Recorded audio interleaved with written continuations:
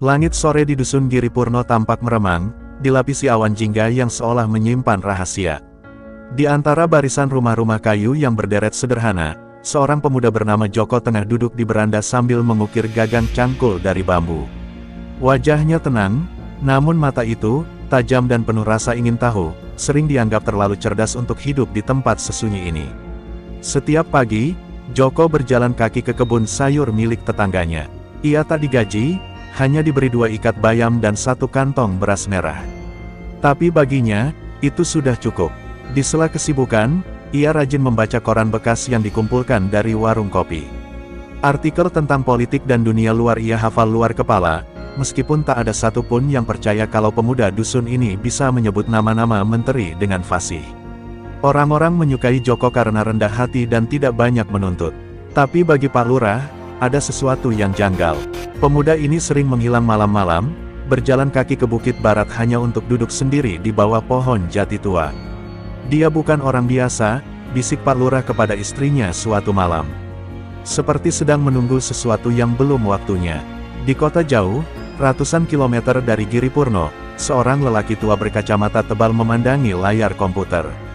Namanya Dr. Caiman, seorang akademisi terpencil yang pernah mengguncang dunia politik dengan teori gila, kepemimpinan tidak ditentukan ijazah, tapi jiwa yang bisa dikendalikan.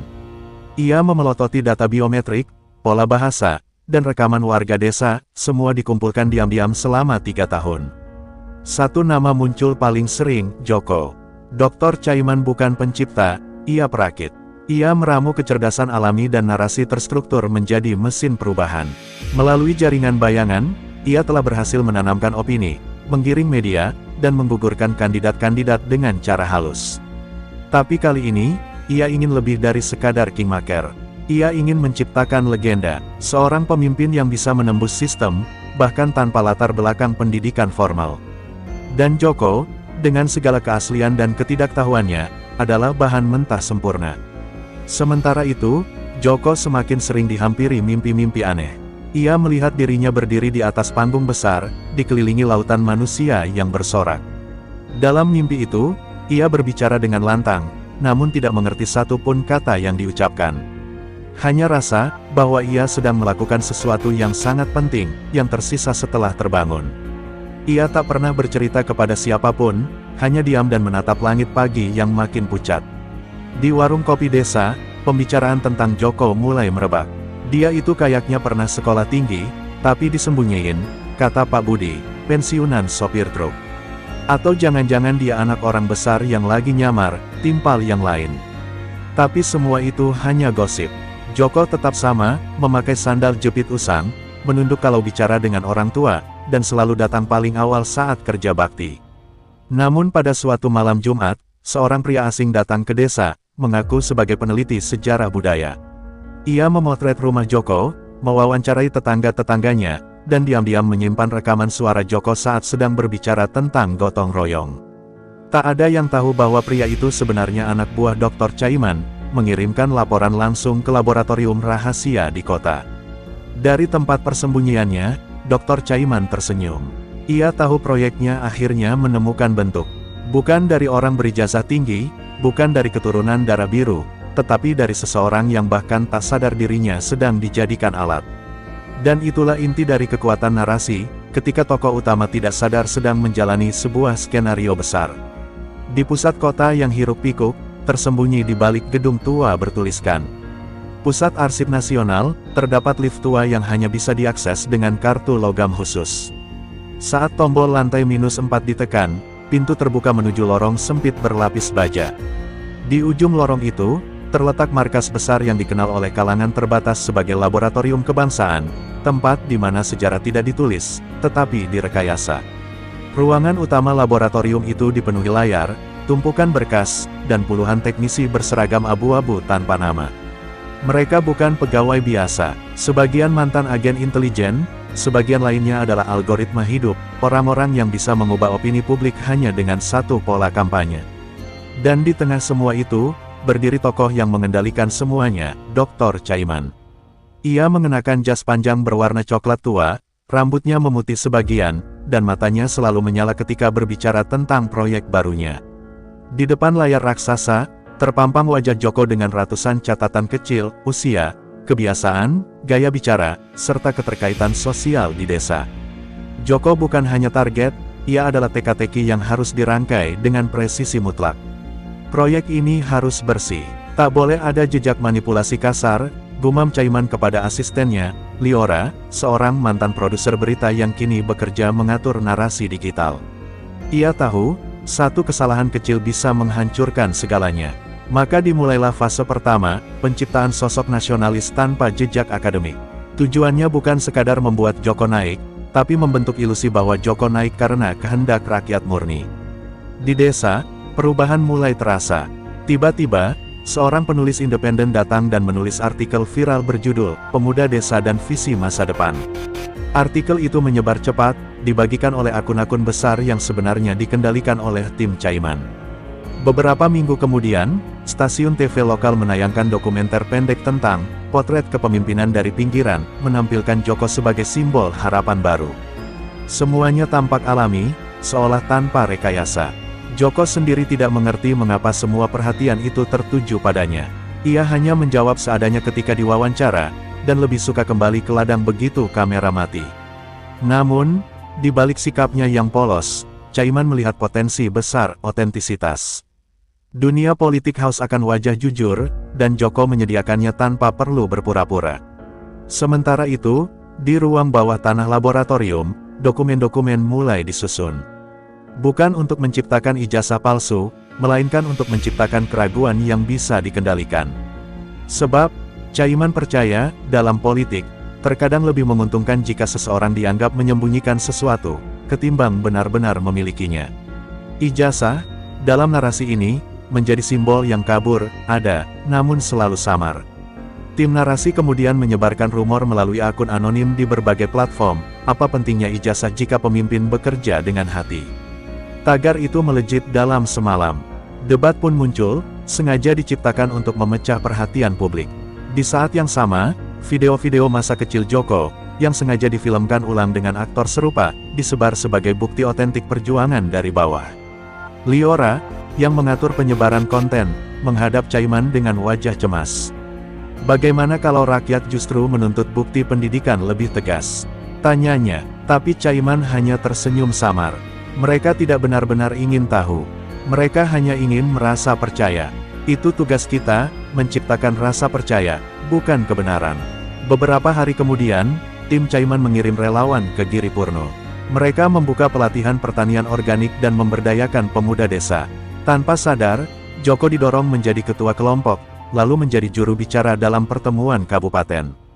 Langkah demi langkah, jalannya dipaving oleh tangan-tangan tak terlihat. Di balik semua pergerakan itu, Caiman menyusun buku catatan rahasia, berjudul Teori Kepemimpinan Tanpa Latar. Di dalamnya, ia menulis, jika sistem hanya memilih mereka yang lulus ujian, maka bangsa akan kehilangan mereka yang mampu belajar dari kehidupan. Dan malam itu, di bawah sinar lampu redup laboratorium, ia menatap layar yang menampilkan Joko sedang berbicara di forum kecil. Suaranya masih gugup, tapi jujur.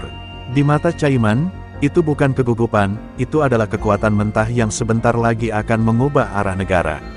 Hujan tipis membasahi jalanan desa Giripurno, membuat tanah liat di pekarangan rumah Joko berubah jadi lumpur licin. Di dalam rumah, Joko duduk gelisah menatap amplop coklat besar yang baru saja diberikan seseorang tak dikenal.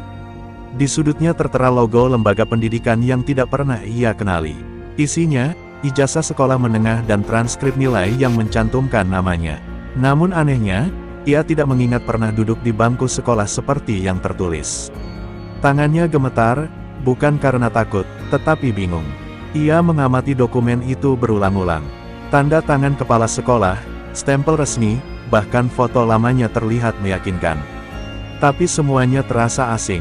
Apakah ini semacam hadiah? Atau jebakan? Pikirnya dalam hati. Ia memasukkan kembali dokumen itu ke dalam amplop, menyimpannya di bawah kasur rotan. Di tempat lain, Dr. Caiman mengamati reaksi Joko lewat kamera tersembunyi. Ia tahu ini bukan saatnya Joko menerima kenyataan. Ijazah itu bukan untuk dibanggakan, melainkan untuk menciptakan teka-teki. Dunia, pikirnya, lebih mudah diarahkan ketika dihadapkan pada pertanyaan ketimbang jawaban. Maka ijazah itu hanyalah umpan, bukan bukti, tapi bahan bakar untuk membakar isu. 3 hari setelah itu, seorang jurnalis muda bernama Arya datang ke Giripurno. Ia mengaku sedang menulis buku tentang pemimpin desa yang menjadi ikon perubahan. Joko, yang awalnya ragu, akhirnya menerima ajakan wawancara. Namun, begitu Arya menyinggung soal pendidikan formal, Joko terdiam lama. "Saya belajar dari hidup, Mas," jawabnya pelan. "Kadang bukan soal sekolahnya, tapi siapa yang kita bantu di perjalanan." Pernyataan itu direkam dan disebarkan secara luas. Namun bukan oleh Arya, melainkan oleh tim Liora yang diam-diam mengambil audio dari alat penyadap. Dalam hitungan jam, media sosial meledak. Kalimat Joko dijadikan kutipan motivasi, dan videonya dipasang berdampingan dengan potret para tokoh besar dunia yang tidak menempuh pendidikan tinggi. Namun badai tak bisa dihindari. Beberapa tokoh politik mulai mempertanyakan keabsahan latar belakang Joko. "Bangsa ini tak bisa dipimpin oleh seseorang yang tidak jelas pendidikannya," ujar seorang mantan pejabat di acara debat. Pertanyaan-pertanyaan itu mulai menyebar seperti racun. Di antara pujian, terselip bisikan tajam yang mencoba mengoyak citra Joko dari akar. Liora, yang mulai cemas dengan efek negatifnya, kembali menemui Caiman. "Apakah kita terlalu cepat mengangkatnya?" tanyanya. Caiman hanya menatap peta besar di dindingnya, peta yang bukan berisi lokasi, melainkan pola emosi publik. "Tidak, kita belum apa-apa. Justru sekarang kita lihat siapa yang berani mengangkat keraguan itu terlalu keras. Mereka akan terpancing, dan kita akan tahu siapa musuh sebenarnya." Malam itu, akun media anonim milik tim Caiman menyebarkan tulisan panjang berjudul, "Ijazah Bukan Tolok Ukur Hati Nurani." Isinya membongkar sejarah tokoh-tokoh besar dunia yang dianggap bodoh oleh sistem pendidikan. Artikel itu dirancang bukan untuk menjawab tuduhan, melainkan untuk mengalihkan arah diskusi. Dan seperti yang diharapkan, gelombang simpati kembali naik. Joko, di sisi lain, semakin bingung. Ia merasa hidupnya seperti didorong oleh arus yang tidak ia pahami. Orang-orang memujinya, tapi juga meragukannya. Ia tidak bisa membedakan mana yang tulus, mana yang dibuat-buat. Di malam sunyi, ia sering berbicara dengan ibunya yang sudah lama meninggal, seolah meminta petunjuk dalam diam. Di pusat kota, konferensi media digelar oleh organisasi masyarakat sipil yang mendukung Joko. Mereka menantang semua calon pemimpin untuk membuktikan prestasi, bukan hanya gelar. Nama Joko dijunjung tinggi sebagai simbol perlawanan terhadap sistem yang elitis. Dan tanpa sepengetahuannya, namanya kini telah masuk ke dalam daftar calon kuat pemimpin nasional. Di dalam laboratorium kebangsaan, Dr. Caiman berdiri di depan layar yang menampilkan grafik kepercayaan publik. Kurvanya naik drastis. Ia menghela napas pelan. "Kini, saatnya kita buat rakyat mencintai kebingungan mereka sendiri," bisiknya lirih. Ia menutup bukunya, lalu menulis satu kalimat terakhir sebelum tidur. "Sosok paling kuat adalah dia yang tidak sadar sedang digiring menuju takdir." Bab 4, Politik Narasi dan Manusia Bayangan. Di gedung DPR yang megah namun penuh intrik, nama Joko mulai bergema. Para politisi lama yang merasa nyaman dengan sistem yang menguntungkan mereka kini mulai resah. Mereka tak mengenal siapa sebenarnya pria dari desa yang tiba-tiba dielu-elukan sebagai harapan bangsa. Beberapa menyebutnya boneka, lainnya menyebutnya pion. Namun satu hal yang mereka sepakati, Joko adalah ancaman yang tak bisa dibiarkan tumbuh tanpa kendali. Sementara itu, di ruang rahasia laboratorium kebangsaan, Dr. Caiman menatap dinding kaca yang menghadap ke kota. Dalam pantulan bayangan kaca, ia melihat bukan wajahnya, melainkan wajah bangsa ini yang penuh luka. Satu narasi yang tepat, gumamnya, bisa membuat bangsa lupa siapa yang menusuk mereka. Maka dimulailah fase baru, penguatan narasi. Bukan sekadar soal kepemimpinan rakyat, tapi tentang munculnya manusia biasa sebagai simbol perlawanan terhadap elit lama. Tim Liora meluncurkan film pendek berjudul, Orang Biasa Yang Terlupakan. Film ini tidak secara langsung menampilkan Joko, namun kisahnya menyerupai. Tentang seorang anak desa, tanpa ijazah, tanpa koneksi, yang menolong sesamanya tanpa pamrih. Film itu viral, tangisan penonton, tepuk tangan, hingga petisi untuk mendukung pemimpin tanpa gelar muncul di mana-mana. Narasi telah berubah dari keraguan menjadi pujian, dan dari pujian menjadi gerakan. Namun dalam bayang-bayang euforia itu, muncul sosok misterius, Damar. seorang mantan aktivis reformasi yang telah lama menghilang dari radar politik. Ia menaruh curiga pada kebangkitan Joko yang terlalu cepat, terlalu mulus. Tidak ada yang alami di dunia politik, ujarnya dalam sebuah wawancara podcast independen. Ia mulai menyelidiki siapa di balik Joko, menelusuri jejak digital, serta menyusup ke seminar-seminar bawah tanah yang diam-diam didanai oleh entitas tak dikenal. Caiman tahu soal Damar, ia bahkan pernah mengincarnya di masa lalu, namun gagal. Kali ini, ia tidak ingin mengambil risiko yang sama. Maka ia mengirim pesan halus melalui jaringan, Damar harus dibungkam, bukan dengan kekerasan, tetapi dengan keraguan. Beberapa media mulai menyoroti masa lalu Damar yang penuh kontroversi. Video editan lama disebarkan, memperlihatkannya sedang marah di demonstrasi. Damar anarkis, begitu judul-judul headline murahan yang muncul dalam sepekan. Di sisi lain, Joko mulai merasa dirinya dikendalikan. Ia sering kali diundang ke acara diskusi, disuruh bicara dengan naskah yang sudah disiapkan. Ia bukan lagi dirinya sendiri. Orang-orang memanggilnya Pak, padahal ia lebih nyaman disapa dengan nama biasa. Suatu malam, ia duduk di beranda rumahnya, menatap langit. Apakah ini jalan hidupku, atau hanya mimpi orang lain yang dipaksakan padaku? Tanyanya kepada angin malam yang tak menjawab. Namun jalan telah terbuka, dan arusnya terlalu kuat untuk dibalik. Dalam waktu singkat, sebuah partai baru dibentuk, bukan atas inisiatif Joko, melainkan relawan-relawan yang dikendalikan Caiman. Partai itu diberi nama Nusantara Bersatu, dan slogan utamanya, bangkit dari akar. Publik menyambutnya dengan hangat. Mereka haus akan perubahan yang nyata, dan Joko, dalam diam, menjadi simbol yang mereka gantungkan harapan. Damar, dalam investigasinya, akhirnya menemukan petunjuk tentang laboratorium kebangsaan. Sebuah transaksi besar dari yayasan tak dikenal ke perusahaan teknologi media. Jejak digital mengarah pada IP address yang tertanam di gedung tua kawasan Menteng. Ia tahu, jika bisa mengungkap siapa yang mengendalikan narasi, maka ia bisa mengembalikan pilihan rakyat kepada kebenaran. Namun Caiman sudah bersiap. Ia memutar balik semua serangan itu. Ketika Damar menulis artikel berjudul, Presiden Palsu dan Mesin Narasi, tim Caiman merespons dengan kampanye sebaliknya, Damar ingin menghancurkan harapan rakyat. Narasi dibenturkan, rakyat dibelah, dan dalam pertarungan kata-kata itu, fakta perlahan-lahan tenggelam. Di balik semua kebisingan politik, Joko kembali menengok ijazah misterius yang kini disimpan dalam bingkai kaca. Ia tidak pernah mengakui ataupun menolaknya. Di dalam hatinya, ia tahu, surat itu mungkin tak pernah nyata, tapi harapan orang-orang yang menggantungkan masa depan padanya benar adanya. Dan itu lebih berat dari apapun yang pernah ia bawa. Caiman duduk di ruang kerjanya, mengamati semua data real time. Senyumnya tidak penuh kemenangan, tapi kesepian. Jika rakyat percaya pada kebohongan yang membuat mereka merasa berdaya, apakah itu masih disebut kebohongan? Katanya pelan. Di sebuah ruangan sempit yang disewa harian di pinggiran Jakarta, Damar memandangi papan tulis penuh coretan benang merah, wajah-wajah, dan simbol-simbol aneh.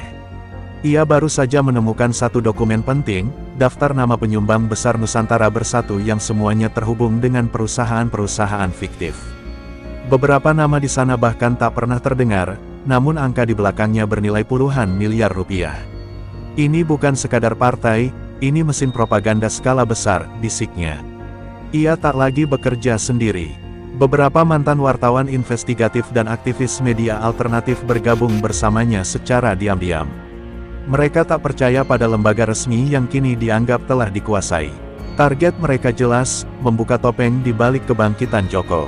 Namun bukan Joko yang jadi musuh utama, mereka tahu, pria itu hanya wajah depan. Bayangan di belakangnya lah yang berbahaya. Sementara itu, Caiman mulai merasakan tekanan tak kasat mata. Meski publik masih dalam genggamannya, ia sadar pergerakan Damar bisa mengusik keseimbangan narasi yang ia susun rapi. Ia memanggil Liora malam itu. Kita perlu mengubah alur, ucapnya dingin.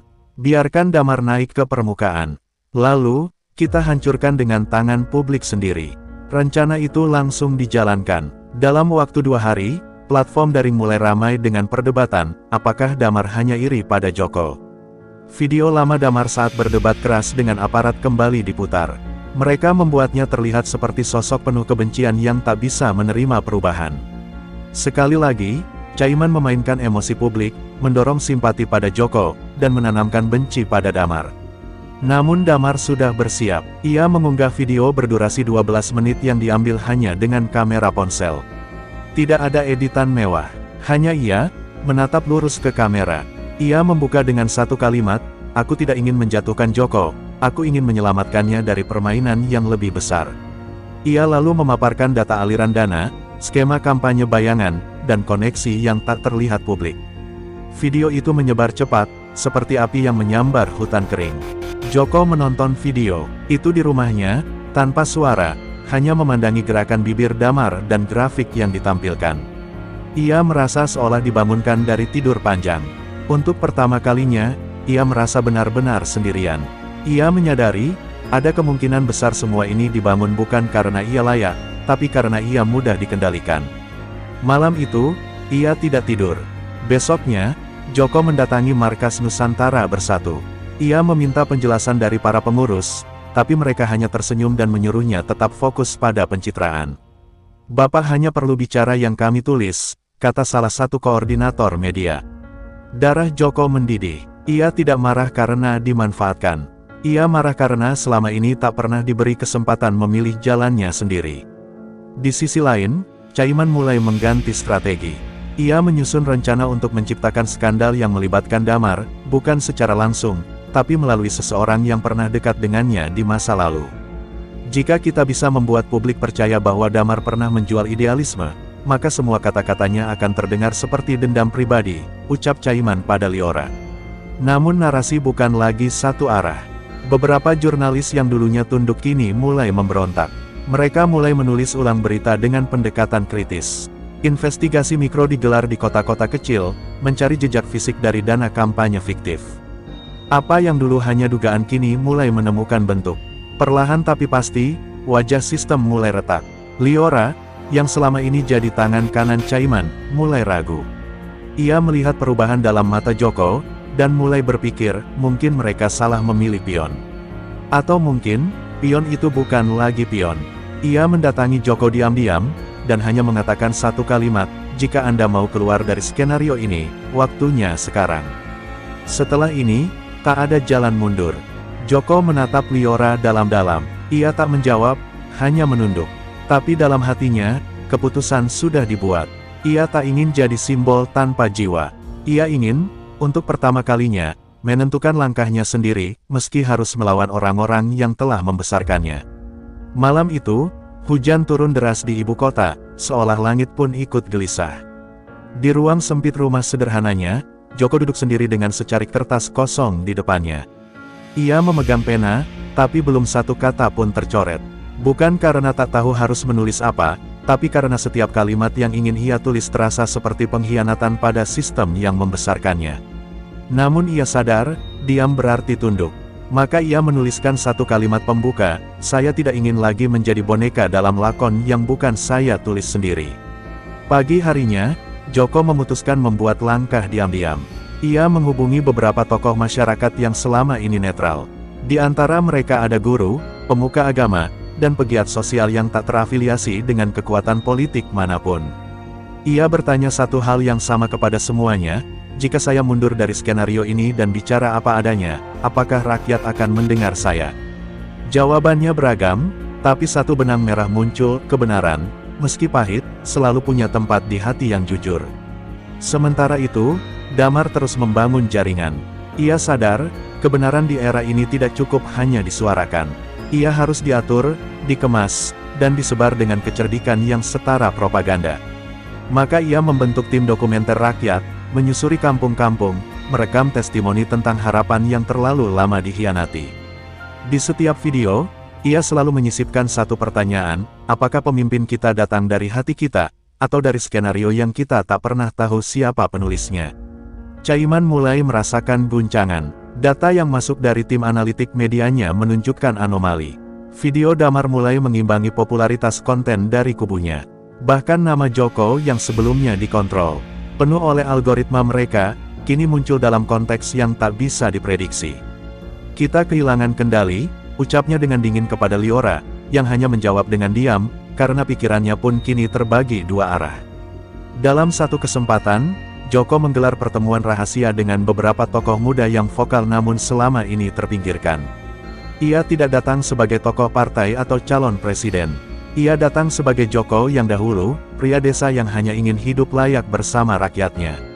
Saya ingin memulihkan hak kita untuk memilih tanpa direkayasa, ucapnya di hadapan mereka. Kata-katanya sederhana, tapi dampaknya mengguncang. Kabar pertemuan itu bocor, dan menjadi topik panas di media alternatif. Tapi publik bereaksi positif.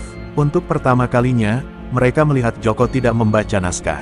Ia bicara dari hati, dengan kesalahan tata bahasa yang justru membuatnya lebih manusiawi. Di balik layar, Caiman mulai menyusun opsi darurat, menghentikan Joko dengan jebakan hukum, atau menggantinya dengan tokoh baru yang bisa lebih mudah dikendalikan. Namun Joko lebih cepat. Ia mengunggah video klarifikasi yang merekam dirinya tanpa pencahayaan studio atau naskah. Hanya ia, sebuah meja kayu, dan suara yang sedikit gemetar. Saya bukan siapa-siapa. Saya hanyalah orang yang dijadikan simbol. Tapi simbol pun punya batas. Hari ini saya memilih berdiri bukan untuk kekuasaan, tapi untuk kebenaran yang selama ini kalian semua cari. Video itu mengguncang, bukan karena mewah, tapi karena kejujuran yang telanjang. Rakyat terbelah, tapi banyak yang mulai ragu pada narasi lama. Beberapa loyalis Caiman mulai diam, sebagian bahkan diam-diam berpihak pada Joko. Liora merasa waktunya hampir habis. Ia mendatangi Caiman untuk bicara terakhir kali. Jika semua ini hanya tentang kendali, maka kita telah menciptakan monster yang akan menelan semua harapan, katanya. Tapi Caiman tak gentar. Ia hanya menjawab, dalam politik, yang bertahan bukan yang paling jujur, tapi yang paling siap. Namun malam itu, satu server pusat propaganda digital Caiman tiba-tiba mati. Damar berhasil menyusupkan virus yang membuat ribuan akun bot kehilangan kendali. Algoritma terpecah, kontrol informasi berantakan. Untuk pertama kalinya, narasi rakyat tidak lagi bisa dibungkam. Joko berjalan sendirian menyusuri lorong gedung Nusantara Bersatu. Ia tahu, langkah berikutnya adalah pernyataan terbuka di depan publik. Tapi ia tak lagi gentar. Di pundaknya memang belum ada gelar akademik, tapi di dadanya kini ada tekad yang tak bisa dibeli atau ditulis oleh siapapun. Langit mulai cerah pagi itu. Ratusan orang berkumpul di sebuah lapangan kecil di pinggiran kota. Mereka bukan massa bayaran, bukan relawan rekaan. Mereka datang karena ingin mendengar langsung dari seseorang yang selama ini mereka kira hanyalah simbol kosong. Joko naik ke panggung kecil dari kayu. Ia memandang ke kerumunan, lalu menarik napas dalam-dalam. Saya bukan lulusan universitas, tapi saya lulusan dari penderitaan rakyat. Dan hari ini, saya berdiri di sini bukan sebagai calon siapa-siapa, tapi sebagai manusia yang memilih untuk jujur. Suasana lapangan kecil itu berubah menjadi lautan air mata dan harapan. Joko, yang selama ini hanya dikenal lewat baliho dan slogan, kini tampil sebagai manusia utuh. Tak ada pencitraan, tak ada skrip politik. Hanya kebenaran yang mengalir dari mulutnya, dibentuk oleh pengalaman pahit yang selama ini tak pernah diceritakan. Di antara kerumunan, Damar berdiri terpaku, matanya berkaca-kaca menyaksikan transformasi pria yang dulu ia anggap hanya boneka kekuasaan. Kabar pidato Joko menyebar seperti badai. Tayangan ulangnya membanjiri layar ponsel dan televisi. Media besar pun tak bisa lagi menutupinya. Rating melonjak, dan publik mulai menggugat, siapa sebenarnya yang menciptakan figur Joko selama ini. Siapa dalang di balik layar? Caiman menyadari, permainan telah berubah arah. Narasi yang dulu ia kontrol dengan ketat, kini menjadi senjata yang berbalik menyerang. Di ruang kerjanya yang dipenuhi layar monitor, Caiman memecahkan gelas kristal ke dinding. Dia tidak boleh berbicara lagi, ucapnya dengan rahang mengeras. Instruksi keluar, serangan digital, penggalian masa lalu, bahkan penyusupan ke lingkaran Joko. Namun semua itu datang terlambat. Kepercayaan publik telah terlanjur berpindah, bukan pada tokoh baru, melainkan pada kejujuran yang dirindukan sejak lama. Liora, yang sejak awal ragu, akhirnya mengambil keputusan. Ia membocorkan sejumlah dokumen internal Nusantara Bersatu kepada Damar. Dokumen itu berisi skema manipulasi suara, pendanaan ilegal, hingga kerjasama terselubung dengan perusahaan luar negeri. Dengan bukti itu, Damar menggandeng lembaga hukum independen dan melaporkannya secara terbuka. Tak ada lagi ruang sembunyi. Sementara itu, Joko memulai perjalanan keliling daerah, bukan sebagai calon atau pejabat, tapi sebagai warga negara. Ia berbicara di balai desa, di masjid kecil, di pasar tradisional. Ia mendengarkan lebih banyak daripada berbicara. Aku ingin kalian tahu, bahwa aku pun pernah dibohongi. Tapi sekarang kita punya pilihan untuk menghentikan kebohongan itu, katanya di salah satu kunjungannya. Rakyat menyambutnya, bukan dengan tepuk tangan hampa, tapi dengan mata yang berbinar. Mereka merasa memiliki pemimpin yang akhirnya turun dari Menara Gading. Joko pun perlahan memulihkan rasa percaya. Di sisi lain, sejumlah tokoh politik mulai kehilangan arah. Mereka yang dulu mendekat demi posisi, kini bungkam atau berpaling. Caiman masih berusaha bertahan. Ia mencoba mendekati tokoh-tokoh lama, tapi pengaruhnya melemah. Sponsor-sponsor asing menarik diri setelah melihat ketidakstabilan. Mesin medianya mulai runtuh, satu persatu jurnalis meninggalkannya. Bahkan ruang-ruang redaksi yang dulu tunduk kini mulai berani memuat tajuk kritis. Krisis pun menghantam tubuh partai. Internal Nusantara Bersatu terbelah dua, kelompok oportunis yang melarikan diri dan faksi idealis yang mulai menyuarakan reformasi. Joko tak ikut campur dalam konflik itu. Ia tak lagi melihat politik sebagai panggung kekuasaan, tapi sebagai jalan panjang untuk memperbaiki bangsa. Ia tahu, perubahan sejati tidak datang dari kekuasaan, tapi dari keberanian untuk jujur. Damar, yang dulu hanya berjuang lewat layar, kini ikut turun ke lapangan bersama para relawan. Ia dan Joko tak selalu sejalan, tapi keduanya saling menghormati. Kita tidak butuh satu juru selamat, kata Damar dalam sebuah diskusi terbuka. Kita butuh jutaan warga yang berani berkata cukup terhadap rekayasa. Dalam waktu singkat, sebuah gerakan lahir dari bawah. Bukan partai, bukan organisasi resmi, melainkan simpul-simpul rakyat yang menyebut diri mereka gerakan asli. Mereka menolak pencitraan, menolak manipulasi, dan menolak pemimpin palsu. Mereka mendukung siapapun yang jujur, bukan siapapun yang populer. Caiman akhirnya meninggalkan negara itu secara diam-diam. Tak ada pengumuman, tak ada perpisahan. Ia lenyap bersama mesin yang pernah ia bangun dengan keangkuhan. Seperti bayangan yang sirna saat matahari kejujuran akhirnya terbit. Ia tahu, era manipulasi telah berakhir, untuk sekarang. Dan Joko, pria tanpa ijazah dari kampung sederhana, kini bukan hanya simbol rakyat. Ia adalah cermin, bukan karena ia sempurna, tapi karena ia memilih untuk menjadi manusia biasa yang berkata benar di tengah kebohongan yang terorganisir. Di tangannya, bangsa ini mungkin baru saja menemukan harapan yang sesungguhnya.